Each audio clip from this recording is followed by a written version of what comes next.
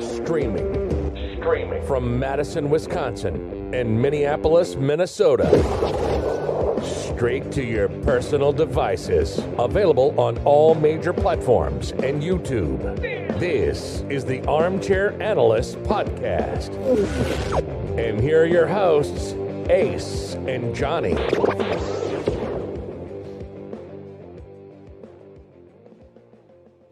Hey ho! Welcome to the show! Ace and Johnny, happy Cinco de Mayo to all of our listeners. Woo. Ace is getting his salsa on. Yeah. Baila, baila, baila!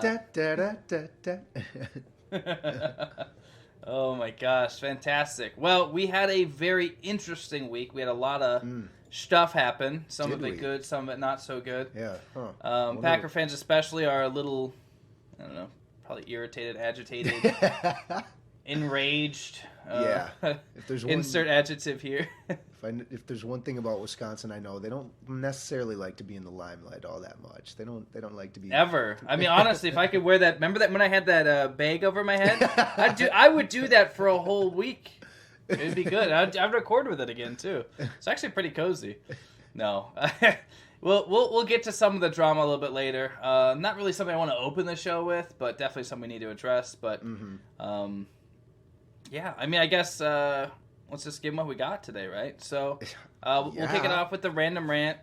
Regional Roundup. I mean, there's like a little teensy bit we want to cover.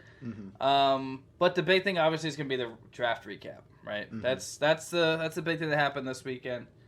And then also, I mean, depending when you listen to this, it's going to be past Cinco de Mayo, but we're in the past. And we want to pay a little homage. We want to pick out some of our favorite Latin professional athletes over the years. So we'll wrap that up with Ace's and Johnny's Quick Six.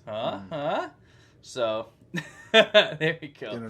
So, I think that'll be pretty cool because it's nice to kind of look back, and there's really not, especially in the NFL. Yeah, and NBA, like there's a few, but obviously baseball is going to be dominated by it. I pretty much picked a team, more or less, and I'll explain why.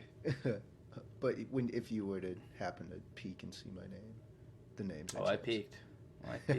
All right, so the Random Rant is incredibly random. Normally, I'm fairly topical. Normally, at least I like this. You might be able to think about what I'm going to say. This is going to be completely out of nowhere. So I just want to do a quick rant about plant-based food options, okay? So hear me out. I am carnivorous as they come. If you want to make me the happiest man on earth, send me to a Brazilian steakhouse and give me $200. I will blow through it like none other. Not on alcohol either. I'll actually eat some meat too, but so like this is becoming a thing. Like I've tried gluten-free stuff. Like that's really not it for me. Like gluten-free pizza is probably the most waste of money I think I've ever spent in my life. Amen. Gluten-free bread is pretty terrible. If I want a wafer, I'll just get one. So the plant-based, at least the plant-based is at least like it's somewhat appealing. I have not tried an Impossible Burger. I've tried Impossible toppings on pizza. Not too bad. But in a work conversation, actually, they showed me this plant-based, cauliflower-based, like buffalo dip, right? And I'm not a huge dip guy to begin with. So I wasn't really like, I don't really care. My fiance saw it at the store, picked it up. I crushed that thing in like 3 days. Really? I mean, it was like maybe like that. Did you put it on like everything kind of deal? Too? No. I just dipped wheat thins and like crackers into it. It was freaking amazing. So literally, it's all plant based, so it's all this like veggies and stuff. But I don't know. Like I'm not super into it, but like that was like my training wheels, right? Like I'm not just gonna dive right in. Like that's my plant-based substitute, like water wings. Like I'm just kind of getting warmed up, like just kind of in the shallow sauce, end. I love it. Right? Sauce. Yeah. I'm not gonna go and say it's healthy, Do but you like what's one plant you actually like? Like what are vegetables you like or eat that fit? I mean, you're not gonna put spinach or carrots, but they had like peppers, obviously. Yeah. Cauliflower and like I don't know the less I look at the ingredients, the better, probably. But is this this is for the wedding? I take it. No, this is just me experimenting, honestly. Just want to try something new, You don't want to get stuck in old cycles there, Ace. You want to keep evolving. That is a good point. Evolving. You got to keep moving on like we are going to do with this show. All right. Regional Roundup. There is so little to talk about. The Bucks are getting nipped at the heels by the Knicks, which I never thought I would say. Oh, my God. I saw that. Yeah. The Knicks secured their first positive season in 8-9 years or something. Definitely over close to a decade, if not. Yeah. Sure. So Melo breaks the top 10. None of top 10 scoring. None of these are relevant regional stuff, but there's so little to talk about. I'm grasping for straws. The only thing that I really wanted to note was that Locane and Yelich both back in the lineup for the Brewers yesterday, lost by a run to a very good Phillies team. But then all of a sudden this afternoon, boom, Yelich back on DL. I don't know what's going on with this back thing. It's reminiscent of whenever our former star player, Braun, would just disappear for weeks at a time. And considering how well the Brewers are doing without two of their top 4 scoring options, I mean, whenever they show the Brewer home run leaderboard, it's like nobody. It's really weird not to see either of their names. It's really, really, really confusing. So. All things considered, I know that the bullpen got hit with a couple injuries too, but I mean we're early in the season and they're playing really good. They had a couple really great statement wins too, so I'm excited. But again, it's so early that it barely merits talking about. Oh yeah, it's a shade different than how the Twins are doing right now. Still about 5-6 games below 500, 5 games. Last in the division, so it's and we're not I brought this up before. We're not battling injuries; it's just pitching. You can't get guys out, and we'll put up runs. That's expected with this offense. It is nice, I will say. I haven't brought up the St. Paul Saints, who are starting off their new season having a AAA affiliate less than 15 miles away in St. Paul. So, if we need to yank somebody maybe mid-game, they could potentially do that. I don't know if there's any... Is that even, No. Call him an Uber. No, Call him an Uber. He'll come over. Yeah, they set up lineup sheets well in advance. But they could trade a player. They could literally pull a player from a game just because of a trade. So I don't see whatever. Suffice to say, we're kind of in,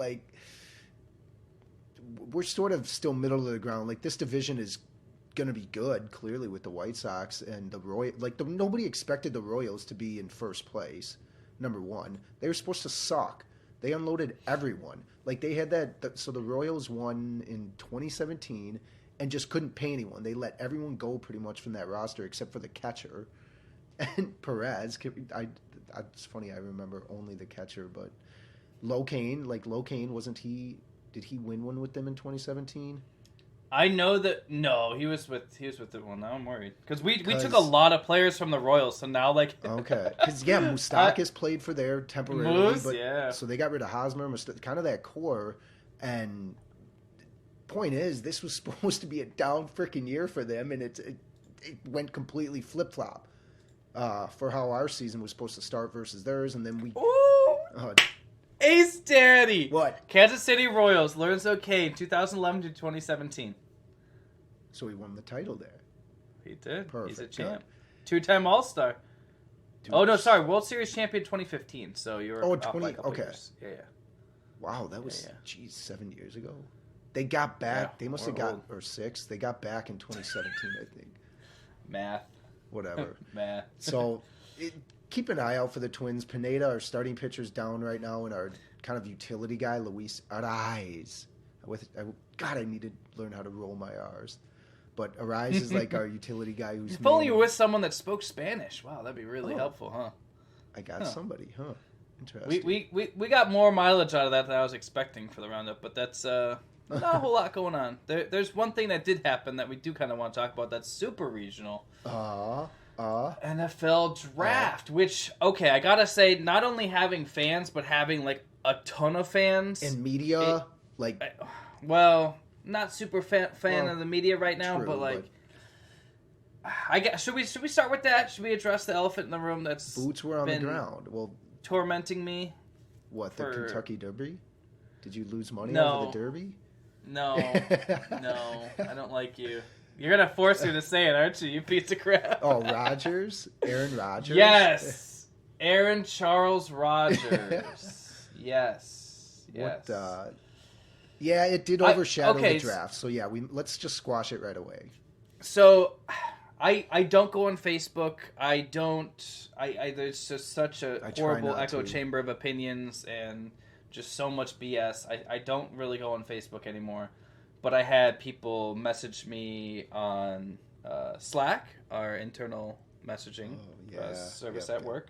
I had people email me. I had people text me. And I also had people message me on Facebook about it.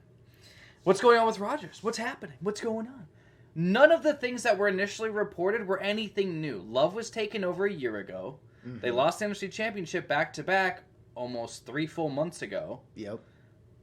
They didn't draft a wide receiver over a year ago. Yep. Like, none of the changes that were made were new. And even Jeopardy was a few weeks ago. Like, none of these things were new elements. But Mr. Schefter, the pile of human flaming trash that he is, decides to go and just post this little article. Like, the ESPN's like, we're going to get a lot of viewers tonight. Let's make sure we get even more. Yeah. So he serves this beautiful clickbait poo-poo platter. And now all of a sudden, everyone's just spitballing on top of it. Now we're just like, okay, let's throw anything we can. Seeing like actual sort of reliable media outlets just coming up with whatever they can just to kind of go along with it, so the snowball keeps going, was that actually really disgusting. Because nowhere at all, aside from one Mike Tirico mini quote, a partial quote, is there anything actually attributed to Rodgers. No sources named. And no new information is unveiled. Mm-hmm. So as far as myself and a lot of Green Bay faithful are concerned, we think it's actually complete BS. Sure, he's upset. Of course he's upset. You had your best chance at going to a Super Bowl. You had a home championship game. Yep. But they did not lose because of a receiver. So that whenever somebody says that, I just hit him. It's higher. It goes to the ownership. He doesn't. But there is no ownership. I'm the ownership. But that's what I'm saying. That's what I'm saying. He doesn't. Same way Brett Favre didn't like it. I'm sure at the end of the day they didn't give Brett Favre decision making capabilities. But that's the thing too. That's the thing that makes the least sense out of all of this. That's their philosophy. Rodgers was drafted when Favre was still playing. Yeah. Like, they had a down year, but overall he was still playing well, right? Yeah. They picked Rodgers. I think that year, they got Rodgers in the 23rd, the 23rd slot. So I think they either just missed the playoffs or lost first round. Like, it wasn't a great year, but it wasn't the worst year ever. Pick Rodgers, great. Sits on the bench. Favre is all pissy every offseason. He's crying. We don't know if he's coming back. He doesn't work out. He doesn't go to OTAs, nothing. All of a sudden, preseason's over. Hey, I'm in, guys. Cool. Let's go. Let's play some footy ball. I'm getting very confused when I hear that, Rodgers refuses. Like, he can't believe that they drafted Love. But this was not only so long ago, but this is literally how he came into the NFL. Like, how... The irony is just... it's too palpable. Like, it can't be real. It doesn't... So, say what you want. I've seen all these trade scenarios of teams giving, several first-rounders to get him and whatever BS... Until he comes forth and says something, confirms something, I'm not buying it. And honestly, it's probably going to be really funny because by the time this actually gets published and people listening to it, there could be some stuff out there that makes me look like a complete fool. But at this exact moment, I check my phone. Here, I agree. The media has drummed this up, though, substantially, because that's their duty. That's their duty at the end of the day. They need to get clicks on their site because that's how revenue's generated for companies now. You shouldn't use stuff that's so unsubstantiated. Here's the thing: the new, and I don't want to delve too long, but the sort of new is all three of them at separate times visited Rodgers out on the West Coast, but they never say when. Like, it must have been, I think it was earlier this year. Like, the owner, the general manager, and the head coach. That's the only new information. Really. That's not new, though. That all happened earlier in the offseason. Oh, see, I didn't know about that, I guess. But because they don't. That's why they can't comment on anything. They haven't talked. There's nothing new to report yet. I do want to go back and listen to AJ Hawk on McAfee's show. Yeah, I heard there were some interesting tidbits in there, but I don't know. Overall, it does. it feels like a smear campaign because if people didn't already Correct. think Rodgers was kind of a diva and overrated and yada yada yada, So this makes him look so terrible. But a smear campaign would be coming out of whose circle then? The Packers. Exactly. Right? Like the only people that would benefit would be people that would want him. But okay, this is unofficial, by the way, so please don't take this to heart. Feel free to check it out on your own. But I was told by an unnamed source, here I go, that Jordan Love and Aaron Rodgers have the same agent. I don't know if that's true. That might actually be, come to think of it. I don't know, but if that is true, then it's even more mind-boggling because the agent, if he's out there, setting up the subterfuge, then to what end? Like, what? Rodgers has like a $37 million cap hit this year. Correct, yeah. It's like at the end of the day, that dude's going to get paid no matter what. That's the thing. It's people like, well, is he looking for money or is he chasing a ring? I'm like, well, what team is he going to go to that's going to give him a better chance at winning a ring than Green Bay? Yeah. And then number two, who's going to pay him more than we are right now? Yeah, no kidding. So really. I don't know. It's a lot of stuff. It's a lot of not so great stuff. I don't know. It just without having actual context or actual like sourced quotes or anything, like it's very hard for me to take any of this to heart. Andrew Brandt tweeted it out apparently on April 29th. What? Agent for Aaron Rodgers, agent for Jordan Love, Dave Dunn. That's true. That's the name I remember hearing. Okay, so Interesting. That makes it even more confusing because if he is trying to start a pissing war, it's two of his people, which also seems like a conflict of interest. Yeah. That's like, okay, when you buy a home, I remember this in buying the home, you sign for, you have to acknowledge if there's dual representation that exists, or a relationship between either party of the real estate group. Yeah, on the buying or selling. So, God, no kidding. All right. So at least from an outside perspective, yeah. just from what you've seen in article form, the ranting and raving of myself, and just basic curiosity as a human being, do you see that there are a few holes to what's going on? Can you at least admit that there's a few holes? Yeah. Not a lot of things are adding up. Yeah. Okay. I think at the end of the day, if there is some friction, I'm guessing most of it's in-house, and they're going to try to keep it that way. Yeah, the fact that there's these don't get me wrong though, I think there's friction for sure because I think he's upset with. Sure, there's friction between me and you right now. No, I'm just kidding. But that's the thing. It's like none of the arguments that have been made that I've heard seem to make any sense. Like if he's demanding to get a ring, you're not going to get a better shot. Like our division is relatively easy. Can I tell you one more rumor that? Oh, I'd love to hear it. Let's go. The Packers, because they are trading him to the Broncos, basically told the Broncos, here, draft a cornerback, Surtain. So that was one of the proposed trade scenarios that I saw today, which that's the CB that I wanted, but we were never going to be able to get him. So, all right, that's enough of that BS. But, I mean, that was like the big elephant in the room. That was the huge story. It's not a story. None of it's new. If Rodgers comes out today or tomorrow and says, just gives me anything, I will say though that when Devontae Adams tweeted that something about you should appreciate what you got because you don't know what you got until it's gone or something like that. Rodgers did like that tweet, so that's a little scary. But I digress. All right, I'm gonna take a breather. I need to calm down a little bit. Why don't you go through the Vikings draft and tell me how you guys are gonna win the NFC North this year? Can I? Yeah, no kidding. Can I start with our new Hall of Fame player at the 199th pick, 6th round, i.e. Tom Brady? Jalen Twyman, D tackle out of Pittsburgh. He wears the same number as Aaron Donald, by the way. And I was watching some highlight videos of him. After one of the tackles, the TV announcer, the analyst, chimes in.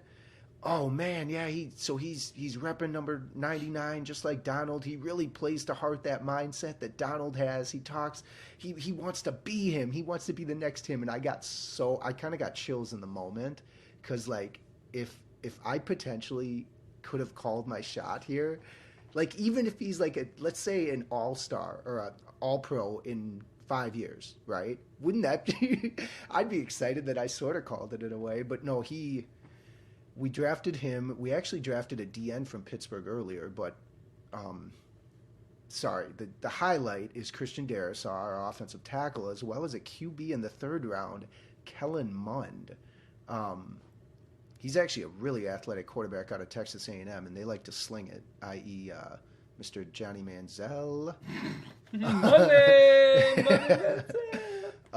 But no, that was so.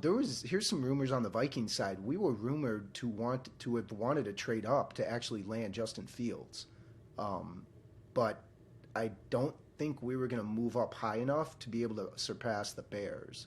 Although the Bears are too desperate. Like this is Nagy and Pace's last hurrah. If they don't nail this draft and they don't do well this year, they're both gone. Well, here's the thing: the fact that we got Kellen Mond, who I've heard Chris Sims, even Dan Patrick, even some of these other reputable names mention, being a pretty good athlete, just a good quarterback overall, is sort of encouraging. Knowing that Kirk Cousins is on he's got one more year after this. He signed the extent, or no, 1 or 2 actually. I think it's for, either way. It's a different style also.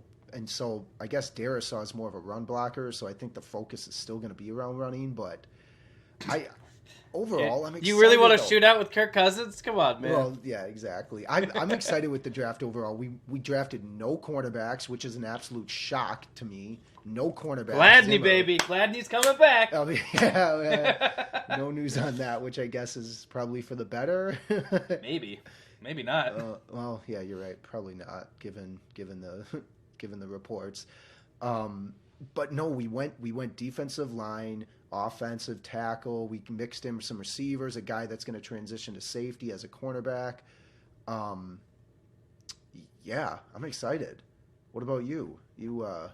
I think you guys got a decent draft from what I saw. This is the draft that I wanted last year. Like this, we had.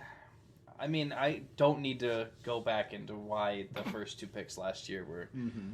I mean, it's obvious that neither. I mean, Jordan Love literally did not even put on football pads last year. He did not even put a jersey on last year, other than when he was drafted to take his first pick for the website. So this draft was very refreshing. I was worried there was a lot of players down at the bottom of the first round that I wanted the Packers to take. They ended up going not with the player that I wanted, but the position. And remember, what did I say a couple weeks ago or last week? I don't care who they pick as long as they pick based on need and position. That's all I care about. And they did that. Yep. Eric Stokes out of Georgia, the first round. Absolutely fantastic player. Former track star, crazy fast, very tall, big frame. About 6 foot, 200, like big dude. So, obviously, when they re-signed King, we were all like freaking out, like, oh my god, like what? He can't be starting again. No. Eventually, Stokes is gonna replace him and hopefully be opposite Jair full time. So, I'm very excited about that. Very talented kid. Mm-hmm. And then this is probably my favorite pick. It's not a sexy pick, but for me, I think it's a sexy pick. So, round 2, Josh Myers out of Ohio State, center. The last time we drafted a center from Ohio State was Corey Linsley. Oh. So, also in the same round, I believe, too. So there, the precedent is there. Ohio State, just like most Big Ten teams, very good at forming defense and offensive lines. So this is I mean, that's the thing. It's like, God, oh my God. You got to be worried because you're figuring, okay, Bakhtiari got the injury at the end of last year. There's a very good chance that he's not going to be ready to go come week 1, 2, right? So you're going to have to ship somebody over. It's probably going to end up being Jenkins, most likely. That would. But you got to replace Linsley. You got to you have to bolster the line. Yep. And you know what? The Packers, sure. You know what? We've floundered so many playoff opportunities.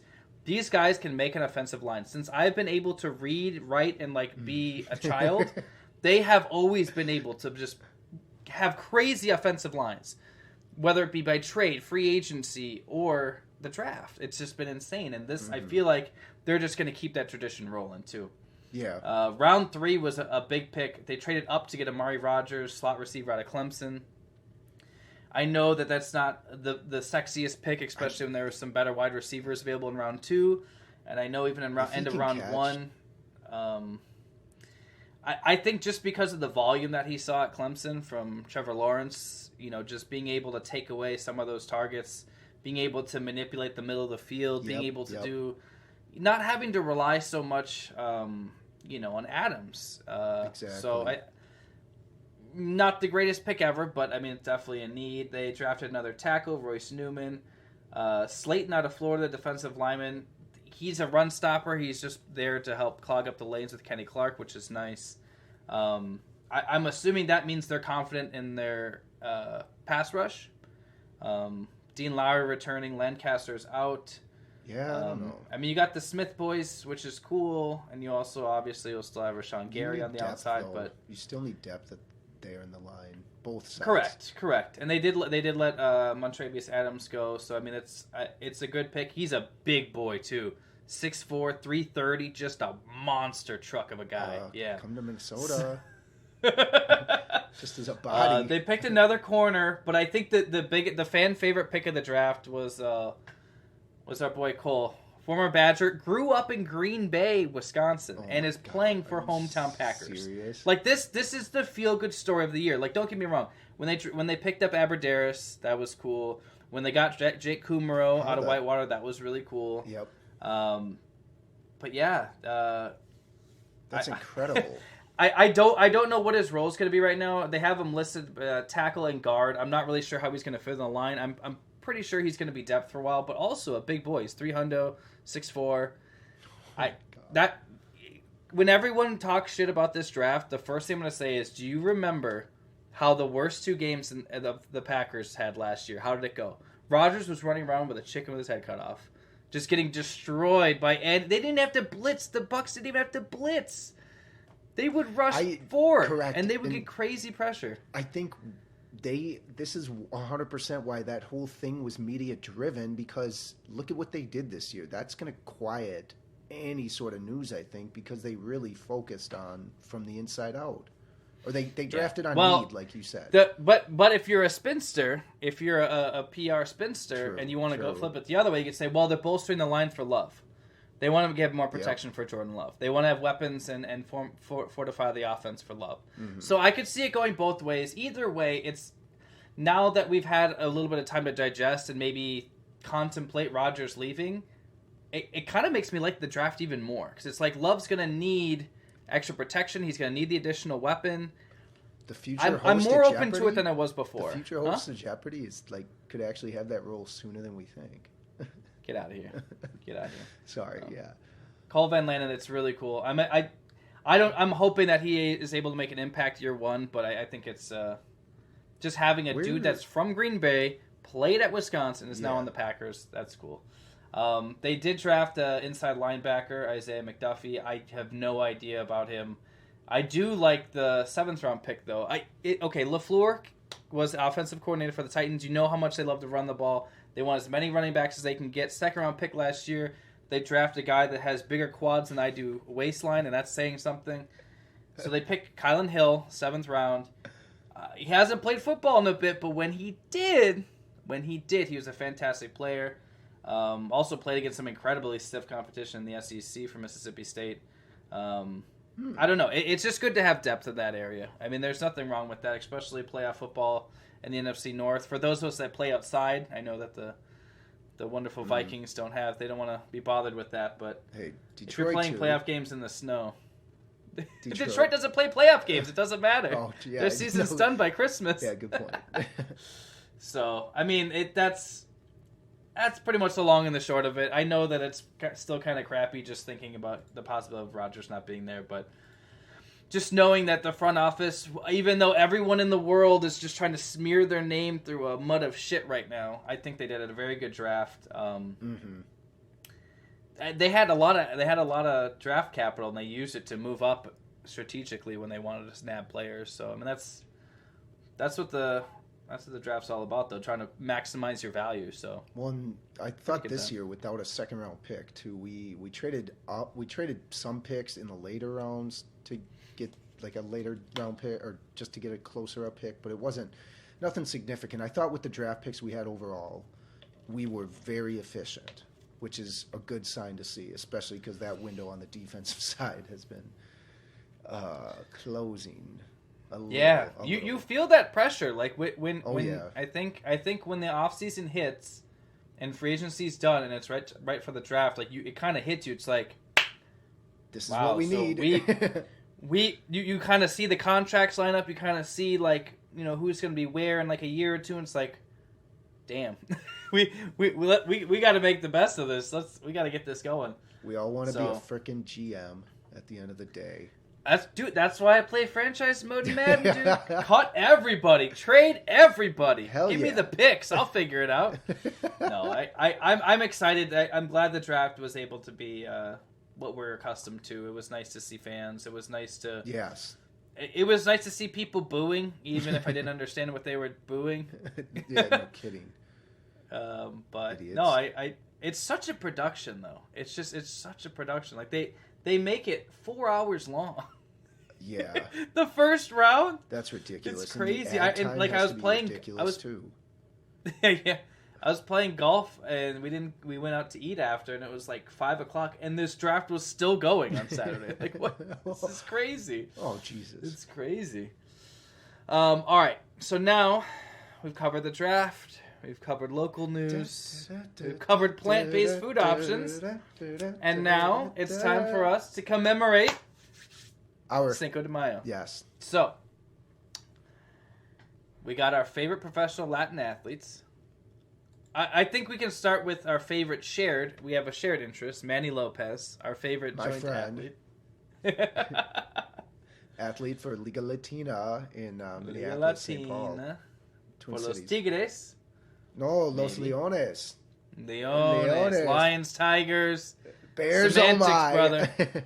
Semantics, brother. All right, so I was just going to kind of go down my short list. Sure. For NFL, I think this one's super easy, and this guy's been... it sounds cliche, but he's literally a class act. Tony Gonzalez. Hall of Famer. One of the most straight and narrow guys. Like, he will be honest. He is absolutely... He's a fantastic player, a better person. Really active in the Latin community as well. Who's better looking, him or Strahan? Strahan got that tooth fixed, too. Apparently. No, that was April Fool's. I thought that was real, too. Yeah, that was April Fool's. Gonzo's timeless. Strahan, he's got his look, but Gonzo's timeless. And the fact that he's been an analyst or he's been out at the desk now, I don't know. It makes me like him even more. Also, he brought me to my very first fantasy championship, so I'm always going to be a little biased. So. Yeah, Gonzo. Big guy. Manu Ginobili. I know this sounds really random, That's but a great one. I used to be very, very, very heavily invested in basketball when I was younger. Manu, when he came around, he was an unknown commodity. He barely spoke the language. But just seeing what he could do without having the ball in his hands, just like his defensive presence on the floor. And like it was just great because you got to watch him go against like the Kings and the Lakers like back in the early mid-2000s. Like the dude was just phenomenal. And also hearing him in his post game with his Argentinian accent was always pretty amusing too. But he was always fun to watch. And then once he started developing an offensive game, it's like, damn, this guy's a player. Hey, he's going left. He's going left. Oh, he still went around you. And then we can't forget he's also Batman. So no matter where I am, if somebody says Batman for like a split second, I'm gonna think Manu Ginobili's bah. That and the Randy Johnson fastball that like just eviscerated that bird. Those like the two iconic sports and animal moments in my brain. That's a great one, and I gotta. Yeah, that was a home court game too. I think. the last one I have for my short list is Roberto Clemente because I can't remember. I was probably You had to have been young. Maybe 5 or no. I was old enough to read. I was probably like 7 or 8 when I first read the story of his life, how he died, and everything that happened afterward. It was just a really inspiring story, and I was like, I was very young, but I remember being sincerely upset that I could not watch him play. Like I did not have the opportunity to watch this man play ball, and that was always something that really kind of impacted me too. But Yeah, so those are my 3. That sort of plays into mine, actually, to start. Because I wanted to start with a couple twins, Tony Oliva and Rod Carew, who are both Hall of Famers in their own rights and just amazing freaking hitters. So, not that I would model my game after any professional. I mean, I'd try to, but that it would turn out that way is a different story. But those guys were my hit. That would be who I would follow if I was growing up around their time, basically, because they're slap hitters. They put basically amazing people off the field. Manny actually bringing him up again has talked with Rod Carew numerous times because he'll go in there looking for meat. Apparently, he lives around the same area that Manny works at as a butcher. What? And so it's kind of a cool little relationship there. But the others I wanted to include happen to be from the Boston Red Sox. I thought David Ortiz, Pedro Martinez, and Manny Ramirez. They brought a title to Boston, which I'll give you Pedro for sure. Yeah, Pedro was like, Pedro's huge. And David Ortiz playing for the Twins, I just kind of thought as like a tongue-in-cheek, that would be kind of funny to throw in there. Plus, but everyone knows how dominant Pedro was. Manny Ramirez sort of speaks for himself. He's talented, but he's also got sort of a blemish as well. Nobody really talks about him anymore. But Pedro, he is a Hall of Famer. He's clutch. Like you think of him, you think of basically all 3 of them as being pretty clutch in their own right, which I respect as in athletes. It's like showing up in those big moments. It takes something, right? And to be able to come through, oh my God, that was huge. Especially everyone hates the Yankees, so to see them. I wish that was the Twins, to see a team come back from a 3-1 deficit or 3-0. I think they were down 3-0. Deficit in the American League Championship Series against the stupid rival Yankees, who everyone hates. The problem is they were too clutch. They kept winning, and they kept playing so well that everyone started hating them. Yep, exactly. I was going to get to that. And then it rolled into the Patriots dynasty, and it's like, you know what? Everyone's just like, we're done with Boston. Yep. Get them out. They're all cheaters. They're all on steroids. Get them away. So that's a great point. We sort of bought into that whole rivalry, but majority of the side, it seemed to be on the Red Sox side. You had the bloody sock with Kurt Schilling. You had all this crap within the heroics of the, crap that are basically memories. I mean, you could argue that watching the ALCS was more exciting than watching the actual World Series at some point. As long as it was the Yankees Sox, like it was much more entertaining. Yeah. Much more history, much more on the line, it felt like. But to your point, it's funny how, fast forward, 10, 15 years, and complete opposite opinion about Boston. Make them secede from the country is what people are saying now. We don't want them here anymore. Time is a cruel, cruel mistress. That is very true. Time is undefeated, as they say in the sporting world. But in life, well, that's cool. That was nice. I'm not huge into celebrating Cinco de Mayo, but I do have a lot of respect for Hispanic culture. I took 13 years worth of Spanish. Been to Mexico several times, but I mean it's nice to see that there is some recognition for Latin players outside of baseball, at least now. Definitely not where it could be, but I think there's enough. They have enough star power, I think, in the current players and some of the retired ones that, really shining bright for them. So that was I'm glad we did that. That was pretty cool. Yeah, absolutely. Do you have any closing thoughts for the week? Going into this coming week, we just had, the draft. We're going into this week. Do you have any I wish I had thoughts? A Wedding Crashers quote queued up, but you know what? Be safe. Be safe this weekend, Johnny. Yeah, it's wedding season! Oh, there we go. It's wedding season. Wedding season! It is true. Ace and I both have weddings on Friday. That's why we're recording early so we can get this stuff published for everybody. But yeah, no, that's another thing to kind of talk about too. It's going out golfing this last weekend, going out to a full restaurant. Exactly. It's starting to feel like we might have our life back. I'm just saying. Even in lockdown Madison and Dane County, they're still open. They're stop it. They're letting up on the restrictions for mass or public gatherings, social distancing. So I've been revenge spending. Take my card. I don't care. Not that bad, but no. Having wedding season come up, I know a lot of people were kind of screwed over last year, so that's why I have to fight with them now, with my fiance, to try to book everything, because people from last year want to book, people from this year want to book. Yeah. It's this whole thing, but not fun. That is a story for another day. That is our show for this week. We are Armchair Analyst. I'm Johnny. That is Ace. And what are we, Ace? We are out. Peace. That's the show for this week. Check out Armchair Analyst on Twitter at AA Podcasts, on YouTube, or wherever you listen to your favorite shows. If this wasn't enough, be sure to check out armchairpodcast.com for more. See you next week.